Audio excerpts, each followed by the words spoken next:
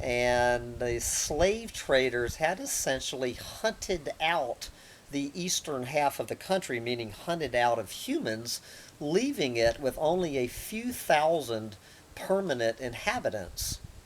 Quote, "This is one of the wildest areas left in Africa," says Richard Carroll of the World Wildlife Fund.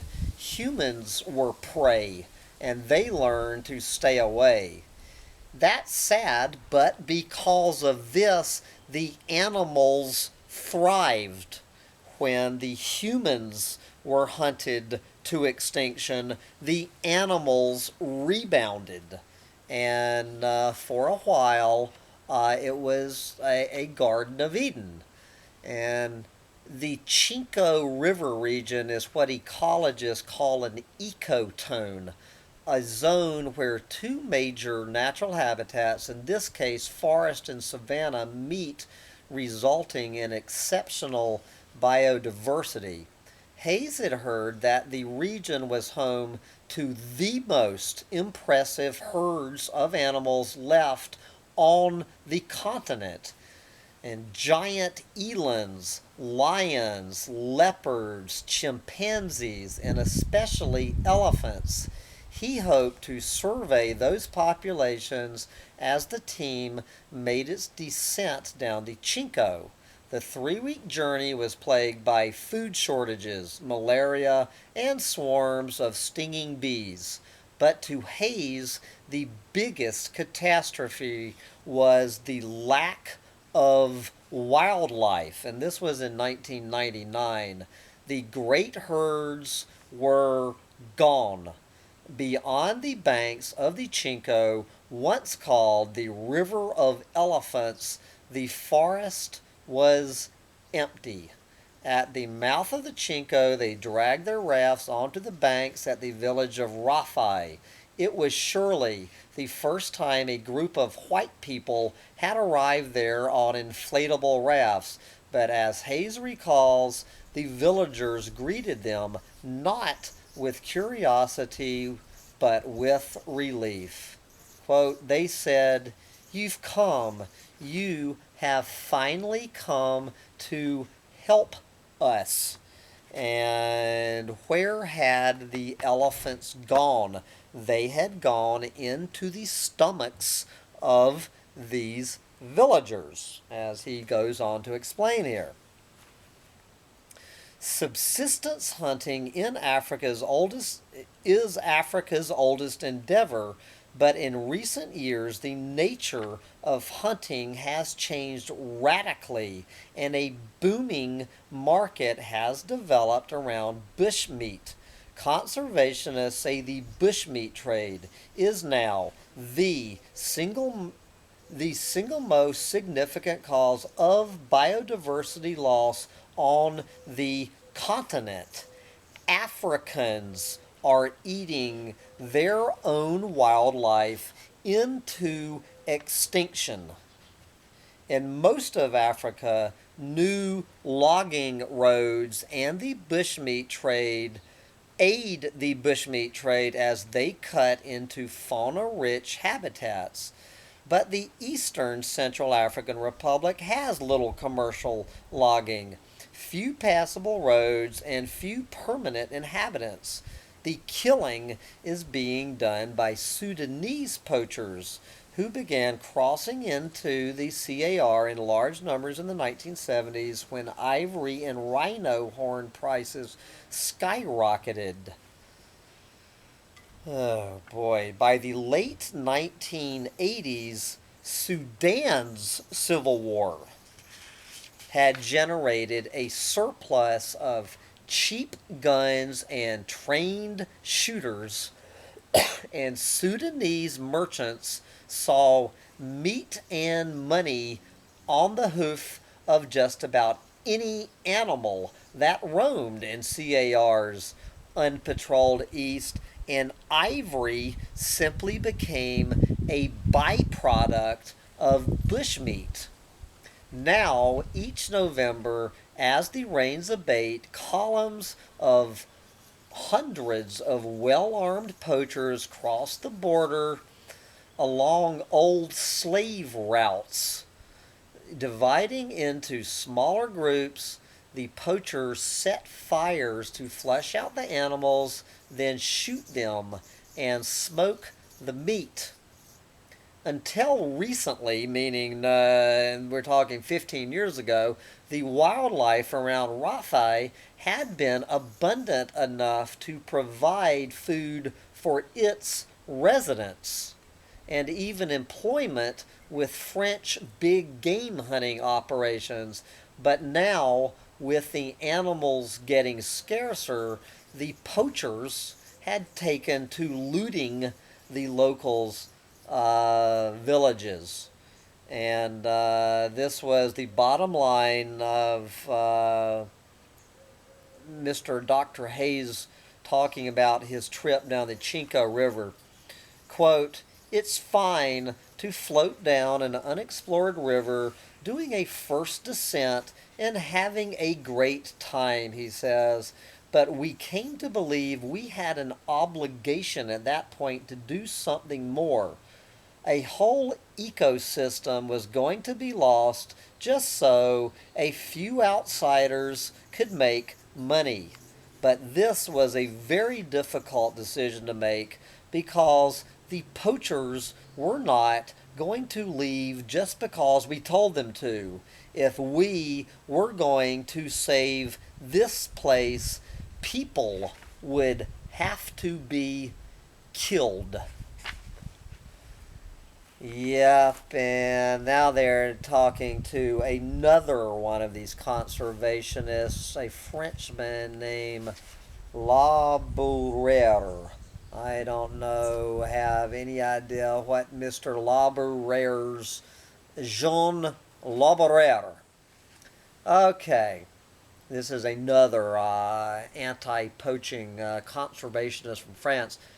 After Bokassa was overthrown in a 1979 French-sponsored coup, Laboureur returned to see what was left of Kumbala, which is another area of the country, and its wildlife.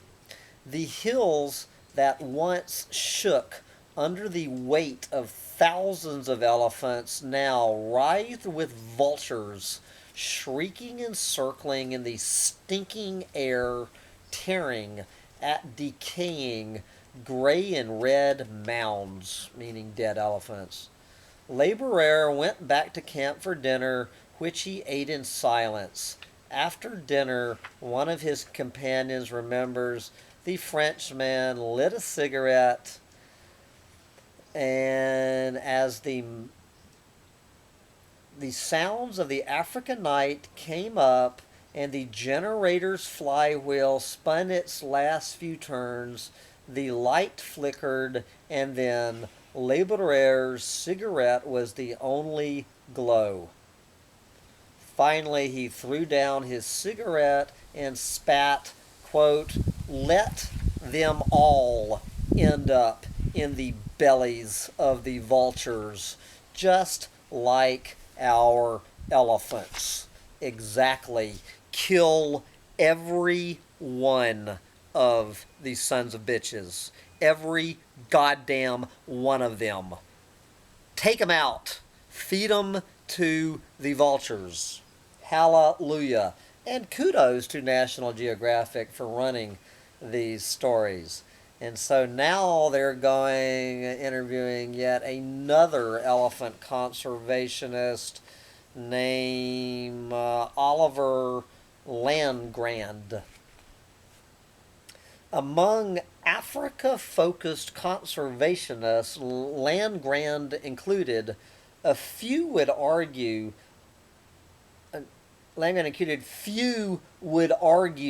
against the need for lethal anti-poaching enforcement, though most conservation groups are keen to distance themselves from it. Quote, "We wouldn't do it," says the World Wildlife Fund's Richard Carroll. Can you imagine the headlines? World Wildlife Fund supporting South African mercenaries to kill Central Africans. But hopefully, the group there, this anti-poaching league, can make it happen.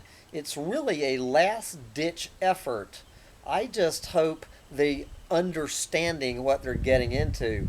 Carroll had proposed World Wildlife Fund involvement in the area in 1999, but pulled back when he determined the problems were, quote, well beyond what community conservation could handle. Quote, it's probably better that the World Wildlife Fund isn't involved, says one mainstream conservationist. This is the side of conservation that those organizations with the panda bear logos don't want to deal with. It's dirty, filthy work. And if you want to succeed, you don't put a choir boy in charge, meaning a choir boy from these goddamn little pussy mainstream environmental organizations like the World Wildlife Fund.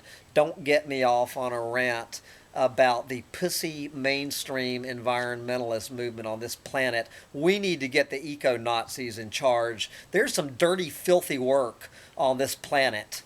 And taking out Africans is one of the first things on the agenda. Poachers and bushmeat hunters. And so here's someone that they could take out.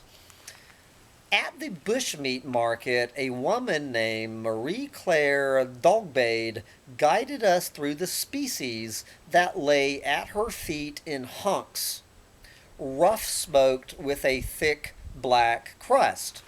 Here was a rib section from a small antelope, $3. Next to it lay a piece of a python, $2. How about a buffalo intestine for $1.50? The top half of a chimpanzee for $4.50. The bottom of a chimpanzee will cost you $5. And the trunk from 4 elephants will cost you $7.50 each. If you want to eat elephant trunk, $7.50. Technically, sales of endangered species are illegal in the Central African Republic, but gee, what a surprise. Forestry Department officials rarely enforce endangered species laws. You think so? A truck pulled up to Dogbade's stall and the driver unloaded a pile of whole, unsmoked carnage. Lizards, monkeys, a porcupine. Dogbade paid him, then picked up a white-faced monkey by its long tail, which was tied around its own neck to make a handle. After showing it to us, she threw the dead monkey back on top of the pile. The animals all seemed to jump a little, animated by the impact of the dead monkey. This is the mainstream media spelling out the bushmeat trade. And you better believe every word of this story has gotten a lot more doomsday in the past 15 years. Okay. Among the shoppers at the market was Carl Ammon, a Kenyan-based conservationist who was collecting samples of elephant meat for DNA analysis to determine if forest elephants are interbreeding with savanna elephants. Quote, it's sad and ironic, Ammon told us over dinner, that it has become easier to buy elephant meat in the village than to collect fecal samples in the field. They have wiped out 80